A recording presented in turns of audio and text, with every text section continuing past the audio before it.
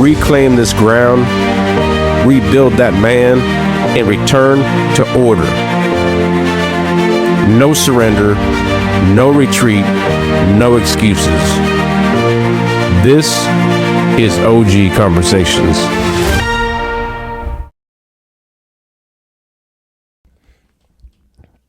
All right. At last, the drop of the OG Conversations podcast. This is going to be fun. And OG means Olson Garcia, right? Olson Garcia. Well, I guess in my world it's original gangster, but I guess to us in this podcast it's Olson Garcia. But, I always thought so it's got two sides, right? Like, and I think play on words. What we will have is a whole lot of play on words. We will have a whole lot of play on life, I think, in the discussions and in the people we discuss with over time. OG is original gangster in the street world, the hip hop world, those type of things like that. It's a very masculine guy. A respected guy, a revered guy, Seasoned, a feared, guy who's been seasoned, mentored. Sure. You see OGs from street gangs, which is always the big time guy that, been there, done that. Your OG, sometimes kids I've called my dad OG before. You might have mentors in your world that you would think of in the status of an OG. Right. So there's a lot of different contexts of that, but I do like the Olson Garcia concept. That's going to shock a few people. Yeah, maybe. So reclaim, rebuild, and return is what we're looking at in these manly topics. Mm-hmm. Mostly derived and pointed towards men, but I think there's a lot of females that could probably pick up some very good perspectives on some of the conversations we're going to have. Mm-hmm.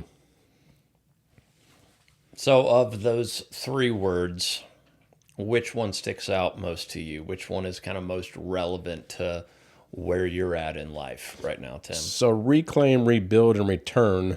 I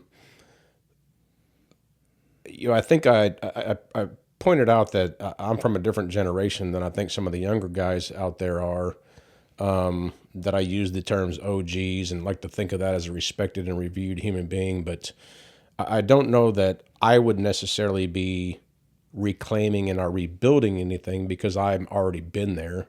That's kind of the genre of how I've been raised. I've spent time in the Marine Corps. I'm a veteran. I've been a firefighter for 20 years. I'm a first responder. Some of that in some people's context, you don't get much more manly than that. Respected, revered, feared, those type of things. Right. But in an OG context, I'm looking at pointing out who I am, what I do, how I perceive a man, or what a man looks like to me, or how I have been, or how people have taught me, to in turn instill that, teach that, pass that on, present that to other people. And it doesn't necessarily have to be, I'm not just looking at some, it's a 20-year-old generation. There may be 70-year-old, 50-year-old, 60-year-old retired men that could pick up perspective from what my manly context looks like or what being a man may say. Yeah. And so a lot of that for the reclaim, rebuild, return for me is teaching, instructing, mentoring, being there as a valued asset to this world, to this country, to my community, and the men that are in it. Yeah. So I know a lot of podcasts that some of the first things they do are introductions, and I kind of put this out there. A lot of people know who I am. I'm kind of just explained to you, veteran, Marine Corps background, firefighter, first responder, those type of things like that. Business owner, own multiple businesses. My wife and I currently own a couple businesses. I've got a lot of kids. I've got 8 kids. You do. We like to, so in the man's world, we kind of jokingly say that my wife has 8 kids from 8 different baby daddies. We adopted kids to take the joke out of that, which has been a blessing in itself, which we will get into in future conversations. But even more so, the introduction of Mr. Patrick Garcia. If I Google search Patrick Garcia, that's dangerous. What does that bring up, Patrick? That is very dangerous. Be prepared, and hopefully there's a filter on your phone that will prevent some things from coming up that you would find. I think there's some reclaiming, rebuilding, and returning that would fall in that category. Is that probably Yeah. correct? Those three words, that's why I think rebuilding sticks out to me the most, is because for the past 6 years, that if there's one word to describe the phase of life that I'm in, the season of life that I'm in, it would be absolutely rebuilding, because what I had built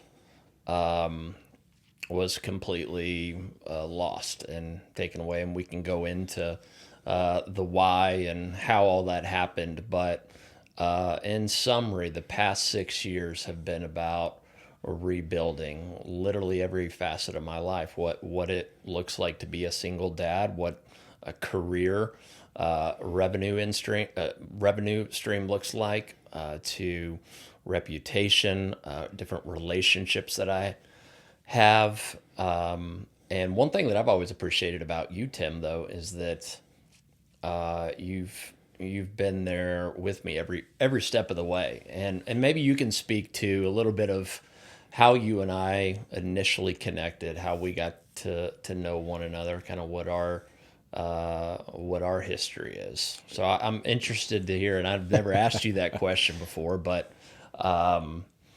yeah, I want to hear about it from your perspective. There, there's definitely a part of me that is very. There's a lot of people that I know that are friends of mine.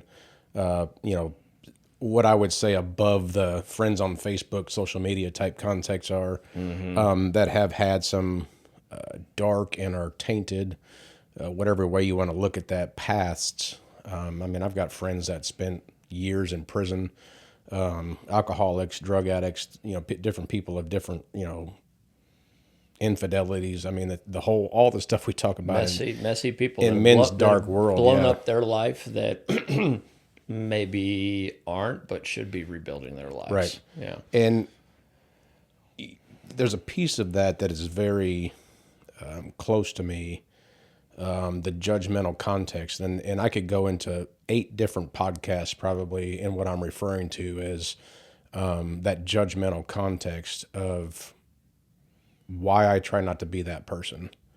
Whether it was growing up in church and feeling the judgmental aspect of youth groups, judgmental aspects of school, judgmental aspects of your workplace and work environment, and that falls into a whole lot of categories for men specifically. Very prideful, you know, what you want to be revered and respected.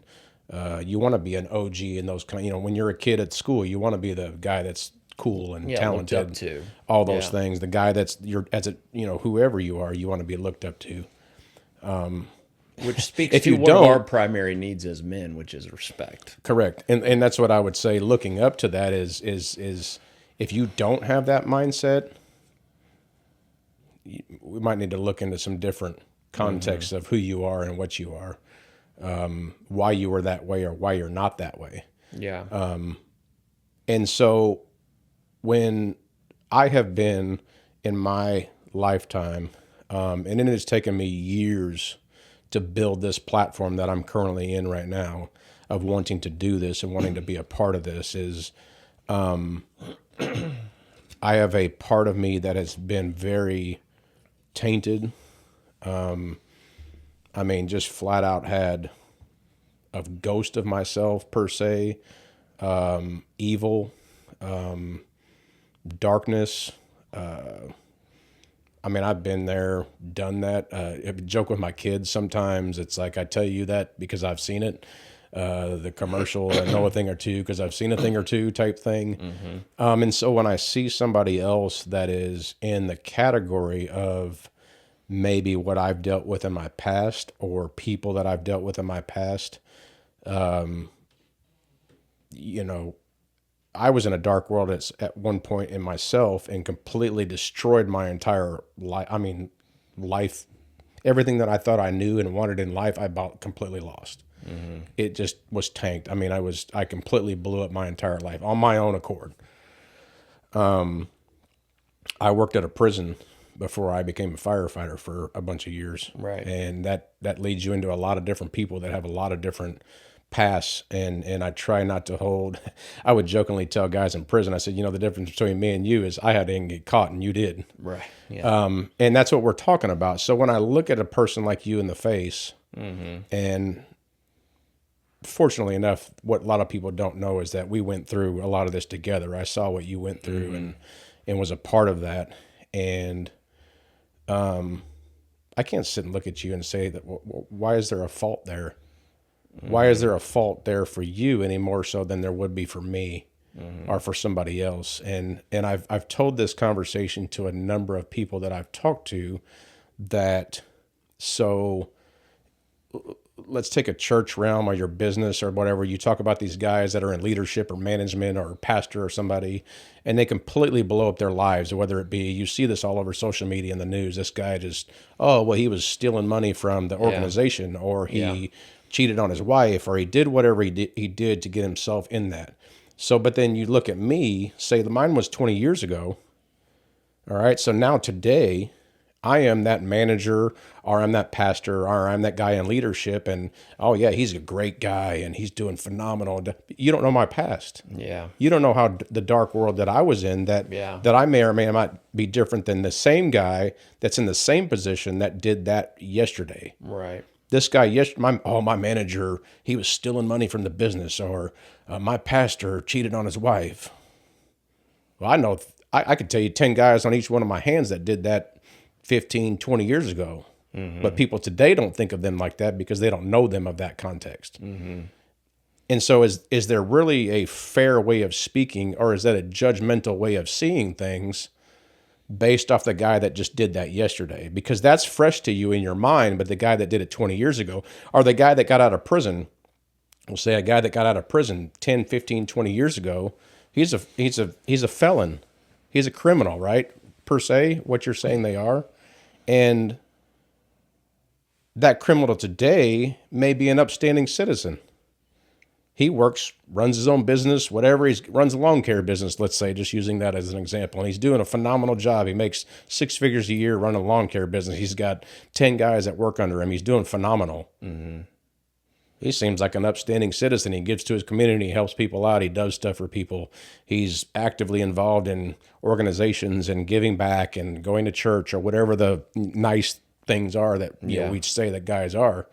But you don't know him as the felon that he was 10, 15, 20 years ago. Yeah.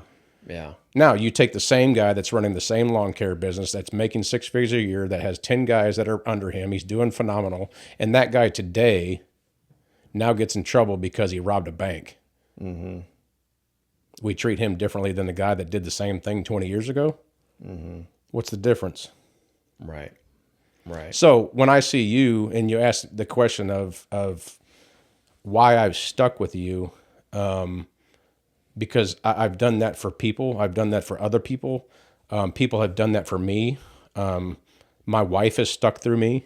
I mean, she's the epitome of dealing with that. She's been there, done that, been through it, and still loves me and doesn't judge me, whatever. I mean, obviously it's a wife, so it's a little bit different context than just say general public, but it's really not, because I can look at you and love you like a brother, and because you took a crap down your leg one day and did do something very wise doesn't mean that now I get to hate you, because I mean, where does it stop? Right. Where do you stop and say, like, this person's not worthy of being loved? Yeah. But, from my perspective, when you go through a very, say, high-profile scandal, you see a lot of people run away, and it's the people that run towards when everyone's running away that you find out who that person is and what they're about. And so I've always respected you, but the respect that I now have for you is even greater than it's ever been. So, you talk about being a first responder. Well, what does a first responder do? Well, your job is to run towards a scenario, a situation that everyone typically is running away from. And so you don't just do that as a profession, but you do that relationally as well. If there's a a phrase or term that I could throw out there to describe it is I think there's a tenacious loyalty about you that I hope to not just give that in return to you, but all the relationships that I have in my life. I've got a German Shepherd. He belongs to my oldest, John Ryman, and we got him 4 years ago. I've never had a German Shepherd before. I know you've had one before. They're a very unique breed, and I've done a lot of study on him. He's a West Czech German Shepherd, and he's the type of German Shepherd that you see in combat, military, canine, police officer, scenarios. Okay, so they're very tenacious, but they've got this protective loyalty about them that they're going to protect you. They're going to be by your side, even if it means. I was reading this the other day. Even if it means that they forsake their own life, and I think that's a really good picture of, what it means to be a man that is leading out in whether it's the home, which is most important, whether it's church, whether it's community, whether it's in the workplace, but really fostering, cultivating, and refining what it means to have that kind of tenacious, protective loyalty about you. And obviously, that's something that I've been rebuilding and have failed at in the past, and yet it's become the most important value to me. And 6 years ago, I would have said that loyalty would have been on the list, just not the highest. You know what I mean? Now it's absolutely the highest value. And I think that's what men need today, because men need a community, a space where, hey, whatever bullshit of life you're dealing with right now, this is a safe place to take it, deal with it, free from judgment, free from the pointed fingers, the stares, the comments, all that.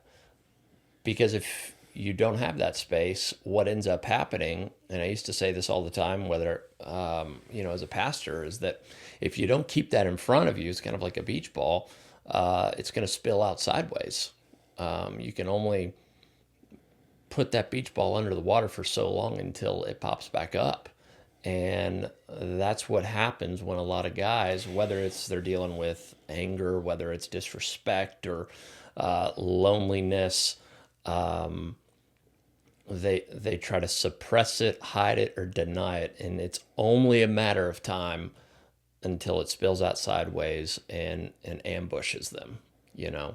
And so that's why men never wake up one day and decide, hey, I'm going to totally blow up my life today. I really want to screw things up today. No, it's a subtle progression that occurs over the course of time. And every scenario is different, every situation's different, it's unique, but there's always multiple layers to it, because we always ask that question, how did that happen? I didn't think he was capable of doing that. Where did he come from? How was he, you know, how was he able to do something that he obviously disagreed with, that contradicted his values? Well, it's never an overnight decision. You know, it's always the culmination of a series of decisions, but also trying to manage it by yourself. And that's something that we can't do. And when we try to do it, we fail as men. And one of the reasons why I think that's so hard for men to do is because, you know, we're the ones that hold responsibility. We're the ones that people are counting on, you know, and we've got to say, hey, I'm fine, even when we're sweating bullets, wondering if the deal's going to come through, wondering if we're still going to have a job on Monday, wondering, you know, whatever the case may be. We've got to kind of maintain composure even in the face of uncertainty. And so, and there can be wisdom in doing that, but at the end of the day, there still needs to be a place for men to say, hey, you don't have to hold it together here. You know, you don't have to put on the face here. Take off the mask. Okay, we don't care what's behind the mask. It's not going to scare us. We're not going to flinch. But you got to have that environment.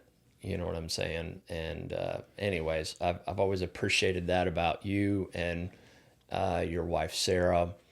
You guys have not just, you don't just talk about it, but you've lived it and you've demonstrated it, which speaks so much louder than words can say. You know, I I think it's important, Tim. I don't know what you think about this, but kind of give a little context to how this podcast came about, why we decided to do this, kind of give the backstory, bring people up to speed as to why now, why did we pull the trigger on doing this. I'm interested to hear from your perspective. So I think that what we're talking about is that reclaiming and rebuilding, returning context is not only just for me, but this society in itself is there's a struggle, a very bad struggle. I mean, I'm watching other podcasts, I'm watching TV, social media, friends. Certainly the way society has gone with the shutdown of just a few years ago, that has completely transformed things.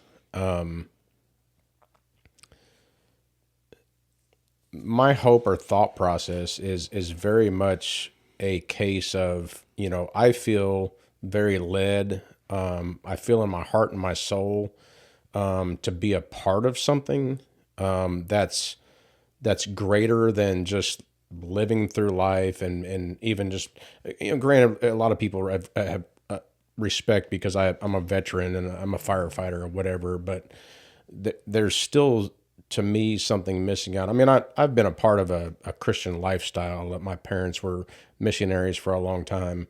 I've got a brother that's into, he's been a missionary. He taught at a Bible college. He's got a doctorate in biblical studies. I was raised in church, that type of thing like that.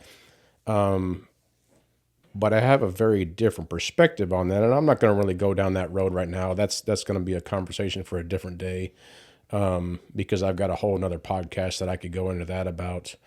But I feel very strongly and led to be this way because men are being put on a back burner, if you would say.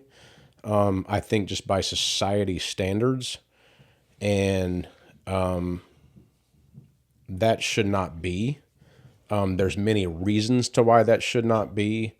We're looking at your context of a rebuilding sort of. There are a lot of people across, I mean, you can look up for history, the amount of people that fell, that faltered, that stumbled, that their lives were completely destroyed, and they stood up like a toddler that runs into the dirt. He stood up, they dust themselves off, they got the rocks off their knees, they might have had a couple of scrapes and bruises or worse, and they stood up and they began to walk again. Or i.e. run again, whatever it may be, right? And there's athletes, professional athletes that have been imprisoned and caught with drugs and sexual immorality and beating females up and all that different stuff that men, all the categories that men fall accustomed of being, unfortunately put in, those dark holes, myself, yourself, anybody else out there. And just as I would say, like in entrepreneurship, is just because I fell and got hurt doesn't mean that I'm done. There's a old thing that I heard a guy say at one point in time with athletes. He's like, "Look, are you hurt or are you injured? Because there's a difference. Yeah. If you're hurt, get up, put your helmet on, get back on the field, and go fight." Yeah. Same context in the military, same context in the fire scene as a firefighter. and if I can do that as a firefighter and a Marine, why can a guy not do it as a business CEO or a pastor or a car salesman? It's like I fell down and got hurt. There's no reason why I can't go start another car dealership. Right. There's no reason why I can't start coaching a different team. Or, I mean, my gosh, let's just go back to that stance. A coach, right? Yeah. My word, how many of us have watched yearly these coaches that fall for different reasons? I mean, Right. good Lord. I mean, they get in trouble for this or for that or whatever you think it may be, right, wrong, or otherwise. Yeah. And a lot of times you watch the guy gets fired from that job and goes and becomes a coach at another job It gets a better. and balls Better out. job. I mean, Yeah. it's like, you know what I mean? Yeah. It's like he Decided. So sometimes it comes down to a decision. I like that distinction between hurt and being injured. Sometimes when you get hurt, people decide to remain injured. And it's very pervasive in our culture that we want to define everybody based on what happened to them. There's this victim mentality. And you're exactly right that, I mean, it's, I think about Jesus going up to the invalid in the book of John, who's been sitting there. He says that he's been laying on this mat for 38 years, begging people.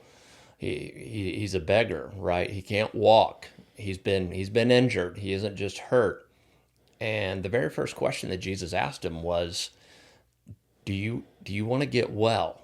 And it seems like such a basic, obvious question. Like, of course he does. Can you imagine how tired he is of sitting there for almost 4 decades, And yet the reason why Jesus asked that is because he knows human mentality, and that is we love to portray ourselves as victims. We love to pull the V card because why?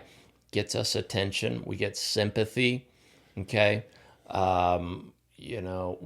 can get encouragement.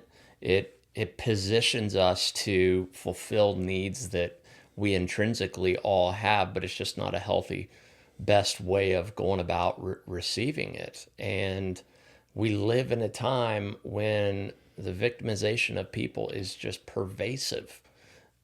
And so a mentor of mine told me that, faithfulness is sometimes measured by can you take a punch and get back up again? Everybody loves the comeback story. Everybody loves the success story of failure. I can't say that word.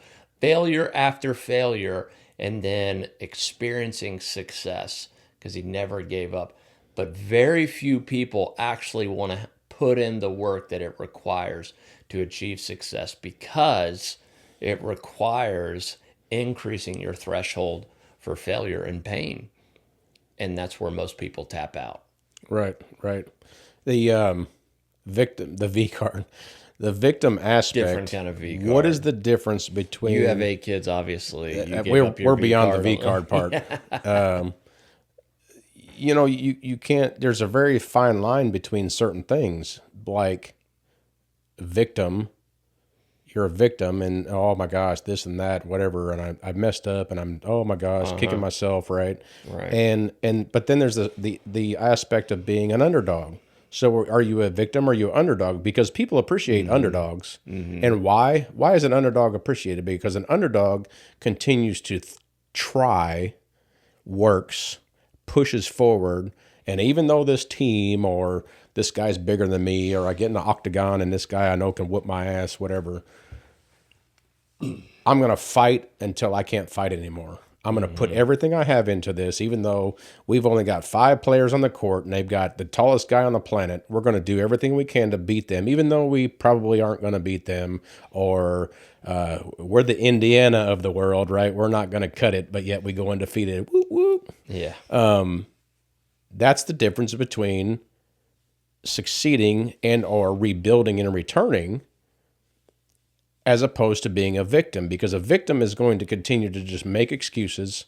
They're just going to continue to come with BS that states, oh, well, I've got this cut on my knee because I fell down and got hurt, or I was locked up in prison for a couple years, or whatever, or oh, my dad, or I didn't have it's excuse after excuse after excuse that continues to keep you down in victimhood, or like what we're stating, not in a manly role, because a man needs to stand up, dust yourself off, and keep moving. Be the underdog for a while, because you have to be an underdog sometimes before you're successful. I've not lived my life always being respected, first responder, veteran, or whatever. It's like, I mean, I was just some normal, random, clown around, goofy little scrawny kid in high school. You know what I mean? It's like I never thought that I'd run a business or be married to like the one of the, I thought was one of the most attractive people in high school. That wasn't something that I normally thought I would be part of. But you keep digging and you keep digging and you keep digging until you find that gold. Otherwise, what else? You don't have that option. You don't have the option of if failure is an option for you, then success will never be an option for you.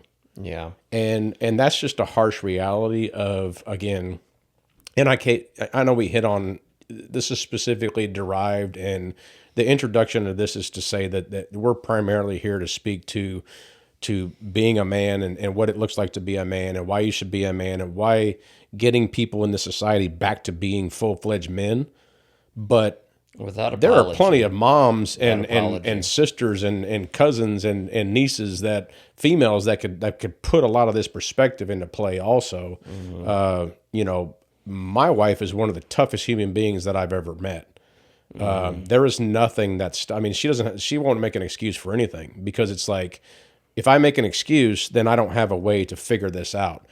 8 kids, most of them are all adults now. They've all got problems. They've all got issues, things that have come up, whatever.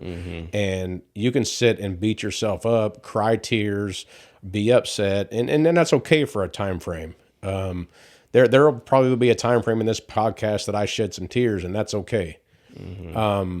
But at some point in time, you got to look in the mirror and you got to get up and you got to figure out how this is going to be fixed. Because we can say, reclaim and rebuild all this stuff that we want to, but if you don't have a vision and or an idea of how you're going to do so, I would bet 6 years ago you didn't think in your head that, hey, I'm going to be on a podcast someday and I'm going to start talking about being a man.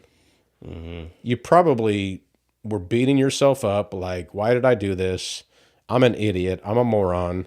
That whole nobody likes me, everybody hates me mindset. Right. And you can live in that world and you can shut yourself down, or you can choose to make a difference in that this is not okay. Right. And a lot of times that falls into the category of you have to be able to live for something other than yourself. It's a lot easier as a dad or a mom to stand up and say that I got to do something here, because you don't have a choice. Because my child's got to eat. My child has to go to school. My child has to do whatever. It's this love for something other than your self-love.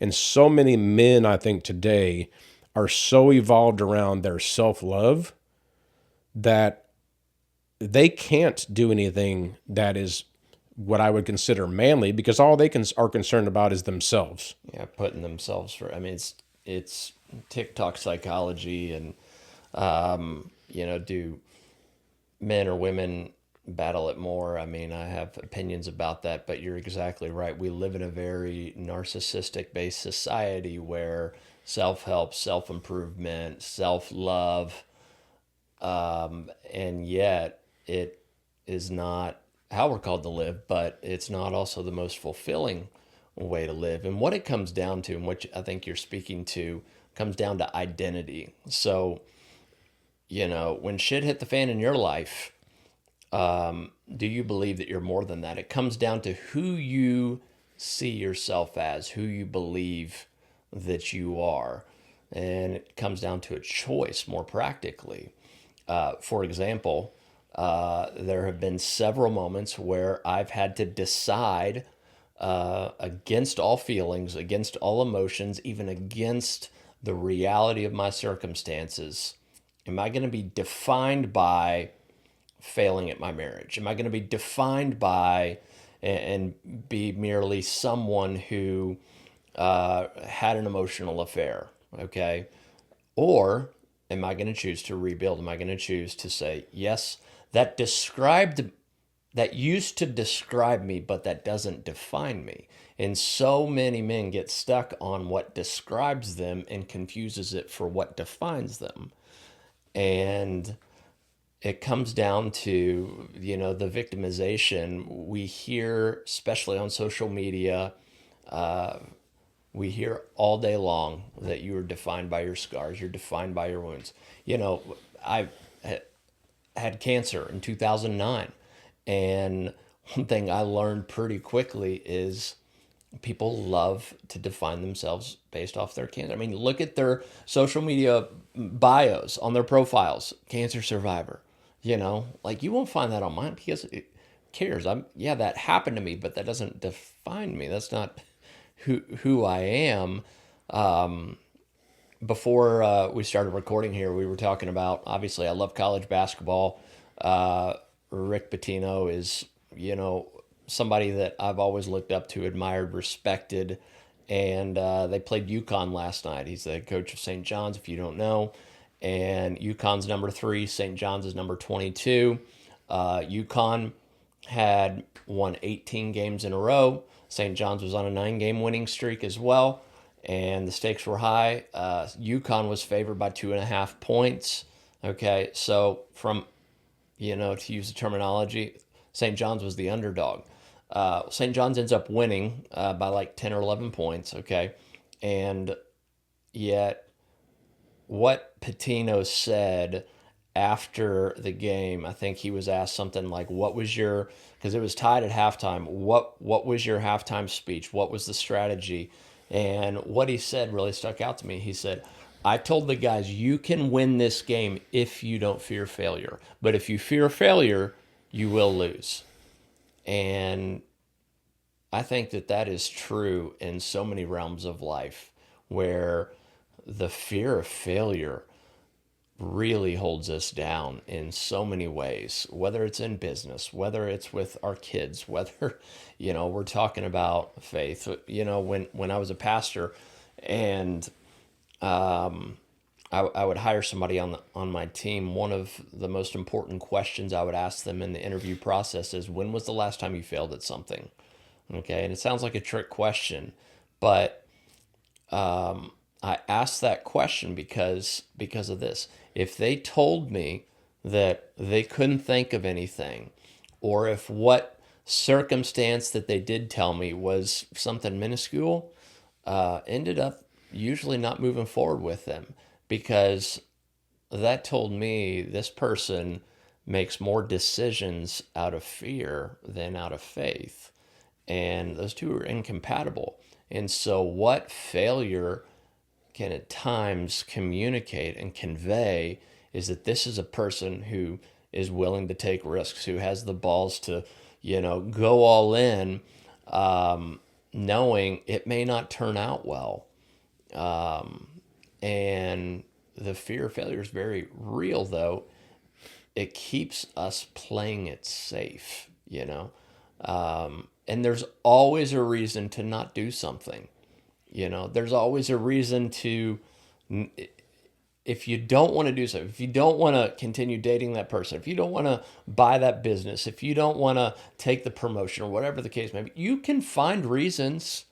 You can always find reasons. You can always find evidence to support whatever it is. If you want to get out of your marriage, yeah, you can rewrite the narrative of your marriage to justify enough reasons to leave and get support. Everybody can, but when you choose to live differently, and you choose to take risks, as I was saying before we went on air, all it takes is being right one time.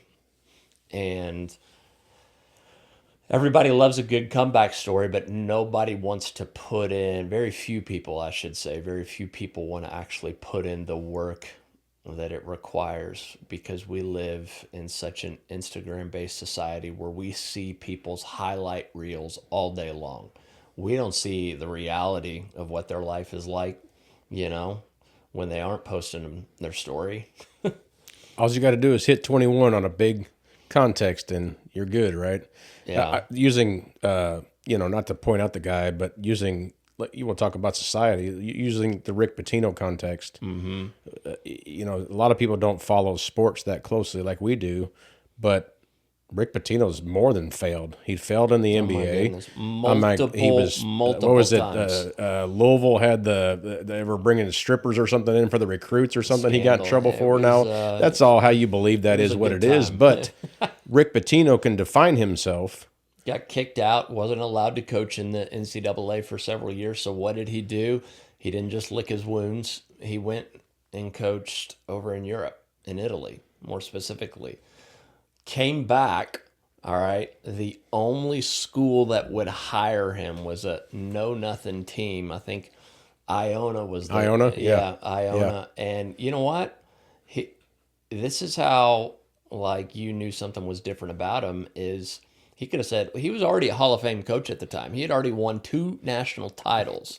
His background, his Kentucky background, gives him more than enough success to say, "I'm one of Right. the best coaches out there." Yeah, and rather than say no, I'm too big for this job, he went there and he killed it, and then went to St. John's and is now rebuilding that program. And as I told him the other night, I said, don't, because he's talking about retirement right now. I said, don't retire till you get that 3rd title.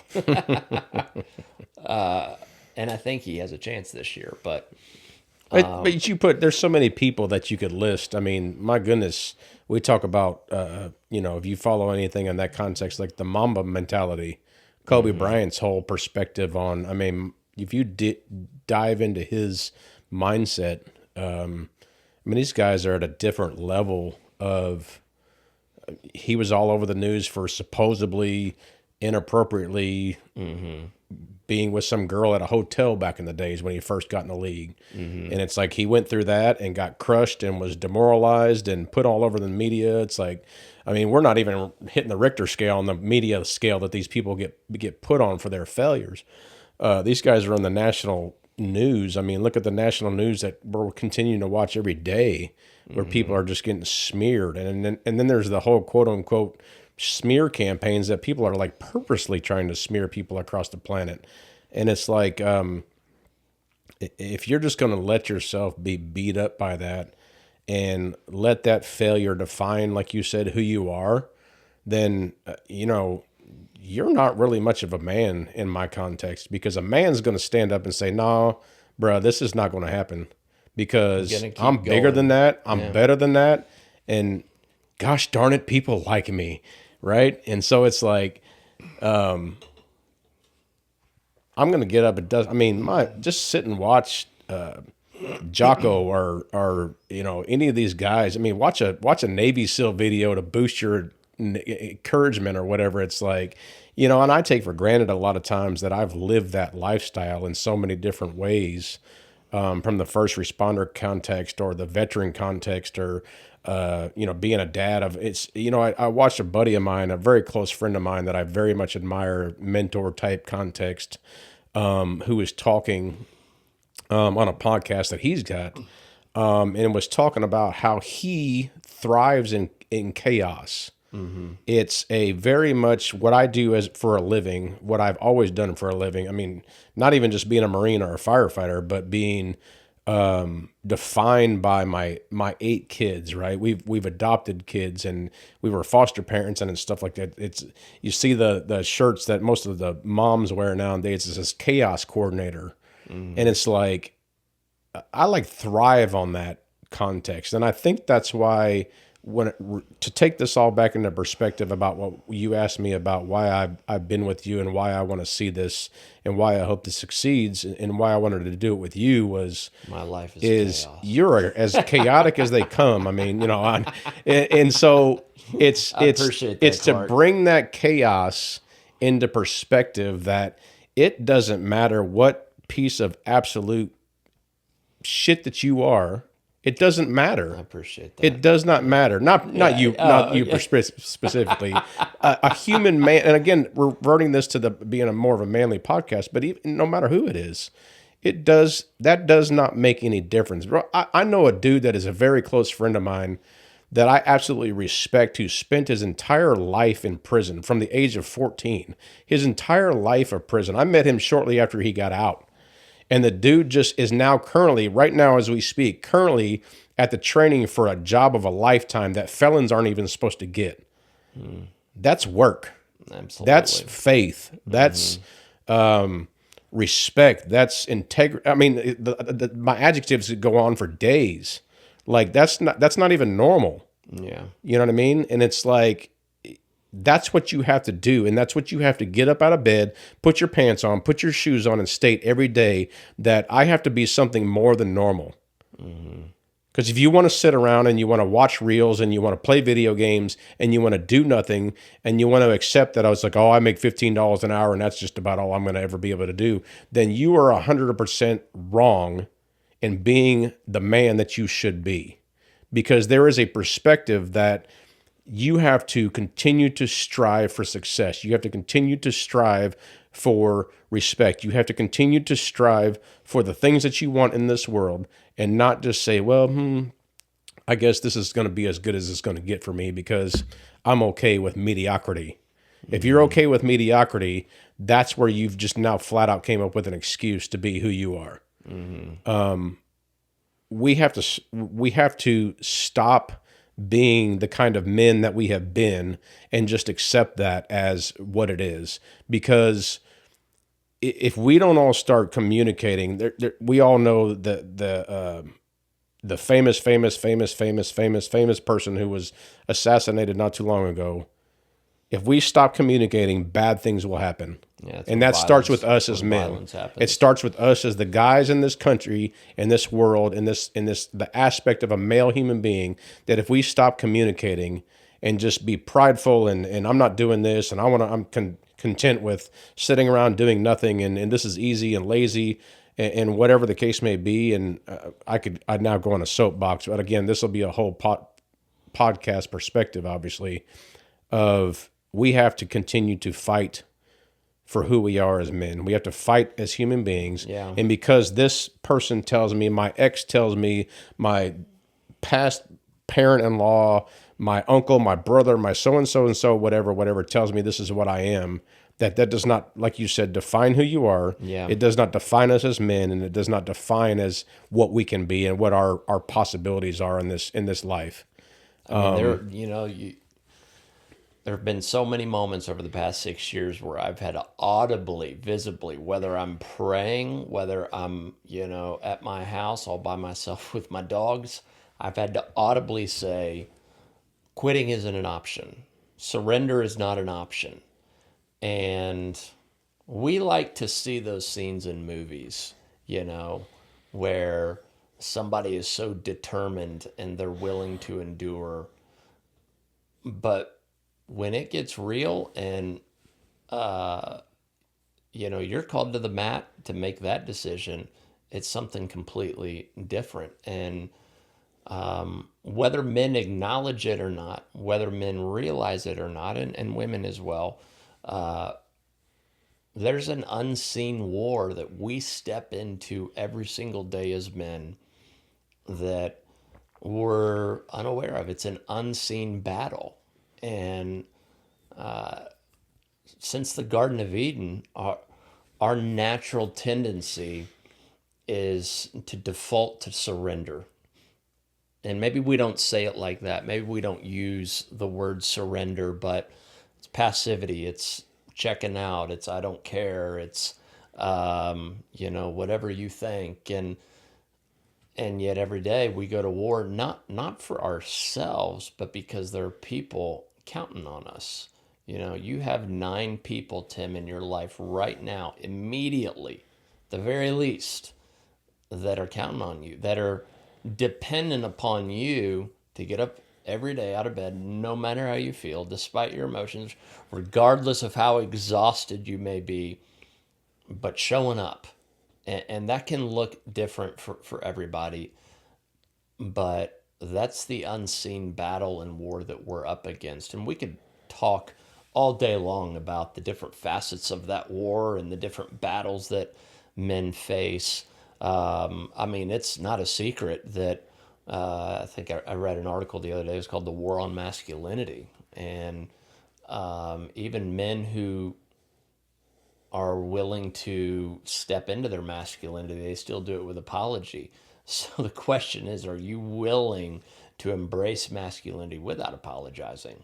You know, and it's not, the thing about masculinity is that it's not about men. It's not about us. It's not about, boosting our ego. It's really not. I mean, the measure of a man is determined by really how how much he can benefit the lives of those around him.